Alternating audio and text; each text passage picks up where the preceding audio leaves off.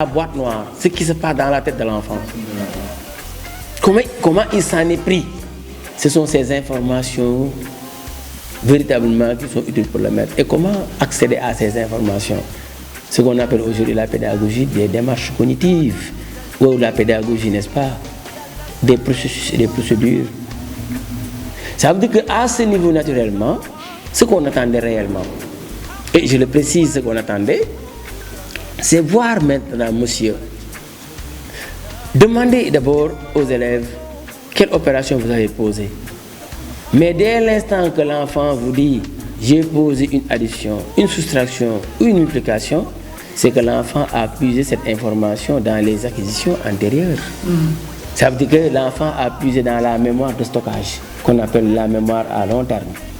Et le maître va s'assurer que ce que j'ai enseigné dans la mémoire à long terme est clair dans la tête des enfants. Maintenant, il reste comment il a traité l'opération. Qui n'est plus dans la mémoire à long terme, mais qui est relative, n'est-ce pas, à la mémoire à court terme qu'on appelle la mémoire de compréhension des processus et des procédures. En ce moment, un élève peut te dire, monsieur, comment j'ai fait? J'ai fait 3 fois 5. 3 fois 5, j'ai 15, il dit très bien. Un autre dit, monsieur, j'ai fait 5. Première victoire, deuxième victoire 5, troisième victoire 5, j'ai fait 5 plus 5 plus 5. Vous dites très bien. On dit, monsieur, moi j'ai fait 5 fois 3. Vous dites très bien. Au nom de la commutativité de la multiplication. La multiplication, elle est commutative. Un autre, elle te dit, attends, moi j'ai fait, monsieur, moi j'ai fait 2 plus 1. Ça veut dire que 2 fois victoire, ça fait 10 francs. Et la dernière victoire nous donne 5 francs, ça fait 15. Mais ça devient riche? Oui, parce que les enfants vont naturellement partager quelque chose d'extraordinaire et de très beau. Ce sont les processus et les procédures. Chacun a libéré ce qu'on appelle la mémoire procédurale. Voilà. Et maintenant, le maître sera fort maintenant de plusieurs procédures. Et qu'un enfant maintenant qui faisait 3 par 5 saura qu'on peut faire 5 plus 5 plus 5. Voilà le gain par rapport à cette forme d'exercice, c'est-à-dire nous renseigner sur l'ensemble des éléments, n'est-ce pas, qui permettent à l'enfant de traiter cette opération-là et de sortir le résultat qui est 15. Voilà. En ce moment maintenant, bref, vous avez fait une révision et les élèves ont trouvé, et c'est ce qui compte en réalité. Ensuite, n'est-ce pas, place à la leçon du jour. Vous êtes parti, n'est-ce pas, de cet énoncé. Le CGE veut acheter du grillage pour clôturer l'école carré de 100 mètres de côté. Nous avons considéré que le contexte aurait pu être beaucoup plus simple. L'école a la forme d'un carré. À la forme d'un carré, et c'est terminé, monsieur. À la forme d'un carré, voilà. À la forme d'un carré, voilà. N'est-ce pas, hein? 200 mètres de côté, combien de mètres de grillage va-t-il acheter? Problème assez intéressant quand même, voilà. J'ai aimé également, je l'ai dit à la commission, vous êtes un maître constructiviste. Un maître constructiviste qui donne des consignes, qui surveille, qui joue son rôle. Vous l'avez fait au PCME, vous l'avez, n'est-ce pas, réitéré en classe et qui donne suffisamment de temps aux élèves, de temps de travail. J'ai admiré cette façon de faire.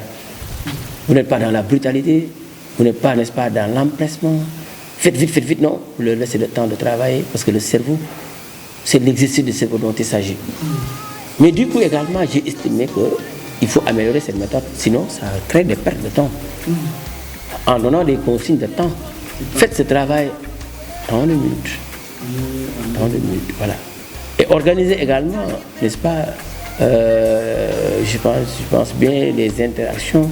Parce que quand le groupe, n'est-ce pas, vous avez validé, c'est très bien, oui, l'enfant qui intervenait, il intervenait sur des fautes et non pas parce que ce qui a été dit était vrai et juste. Des fautes, vous dites oui, c'est vrai, mais quand même l'essentiel, vous êtes d'accord sur l'essentiel. Les fautes, c'est pour améliorer, corriger, mais ça veut dire qu'effectivement, le contrat était clair, ils étaient d'accord sur tout. Donc je pense qu'il s'agira à ce niveau de réglementer plus ou moins, n'est-ce pas, le travail de groupe à travers, n'est-ce pas, des règles, à travers, n'est-ce pas, le timing, pour permettre aux élèves, n'est-ce pas, de se discipliner dans le travail et de rester dans le cadre du temps. Alors, après cela maintenant, il s'agit maintenant de tracer un carré. Vous avez tracé le carré avec la règle et l'équerre, voilà. Avec la règle, l'équerre et le compas. Voilà, mais d'abord, vous avez commencé par la règle et l'équerre pour tracer, n'est-ce pas, les droites perpendiculaires. Ensuite, vous avez posé l'équerre et vous avez pris le compas.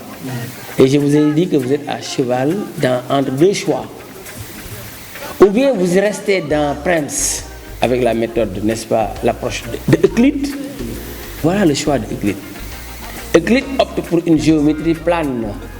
Et dans la géométrie plane d'Euclide, la règle et le compas constituent les seuls supports du maître pour tracer l'ensemble des règles. Et on va passer à la démonstration du traçage. On peut aller même au tableau. On peut aller au tableau pour tracer tout. Vous voulez? Allez, on va au tableau.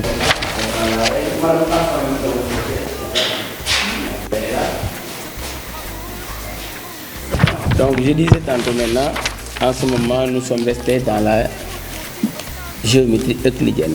Donc, voilà, n'est-ce pas, les impératifs, n'est-ce pas, de ce qui devrait être.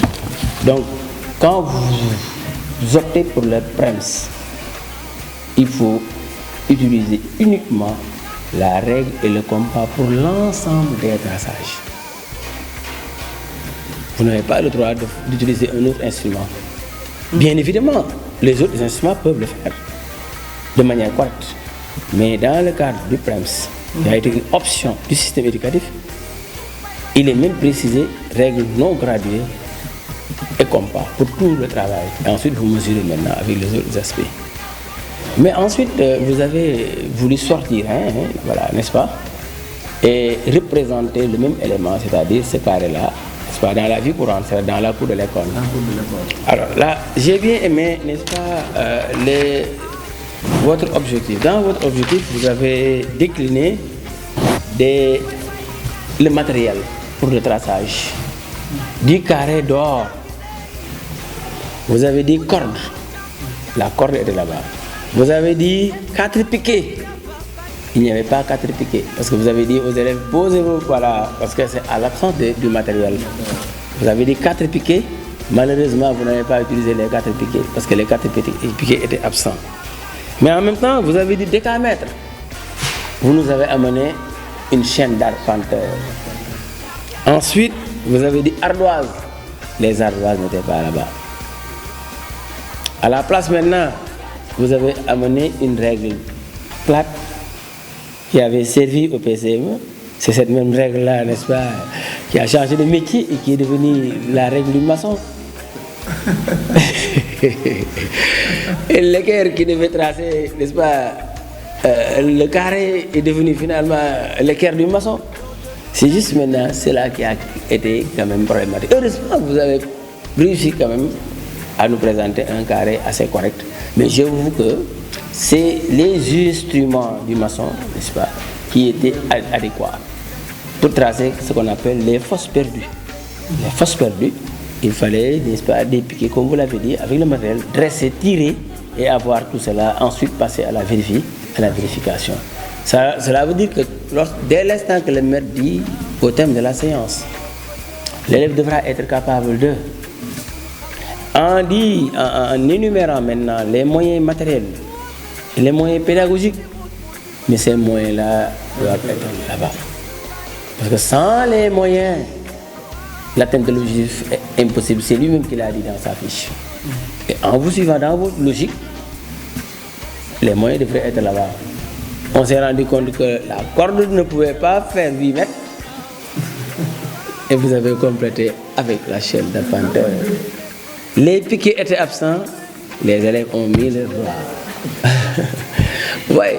Donc tout cela également constitue des arguments pour nous dire que les moyens qui accompagnent l'enseignant sont tout à fait déterminants. Mais ce qui a été assez intéressant dans toute cette partie-là, et ce qui a traversé quand même tout votre travail, c'est qu'il faut dire les bonnes choses. Vous avez de très bons élèves. Étonnant. Des élèves qui, au C et 1, sont capables d'écriture correcte, qui insistent sur l'orthographe. Mais en tout cas, vous avez du pain sur la planche, vous êtes obligé de bien travailler. Sinon, vous risquez d'avoir des problèmes à enseigner ces élèves-là. Donc j'avoue, parce que c'est des bons élèves quand même, c'est des bons élèves. Et il est admirable quand même de voir des élèves, n'est-ce pas, à ce niveau, se comporter de manière formidable. Donc c'est séduisant, c'est des élèves corrects, qui sont travailleurs, évidemment. Donc tout cela, il est à noter. Donc je pense que nous avons tout dit par rapport à cette leçon. Madame, vous avez quelque chose à dire par rapport à ça? Voilà, donc je pense que c'était pratiquement ça qu'on avait retenu. Ensuite, suite maintenant à la leçon, je pense, d'histoire. Leçon d'histoire. Alors, la leçon d'histoire, donc, est une leçon assez intéressante parce qu'elle fait partie de ce qu'on appelle les activités d'éveil, mais également les activités qui permettent d'investir la connaissance. L'histoire est une science, n'est-ce pas, de la recherche de la connaissance et de l'enquête. Donc, vous l'avez exploité aujourd'hui en termes, n'est-ce pas, d'enquête en réalité. Donc, d'investigation de la vérité, voilà. Donc, comme moyen de connaître la vérité, d'investigation, n'est-ce pas, de connaissance. Mais sous ce rapport, vous avez commencé à dire sortez vos enquêtes. On a estimé qu'il fallait d'abord passer à la révision. Après la phase de révision, sortez vos enquêtes.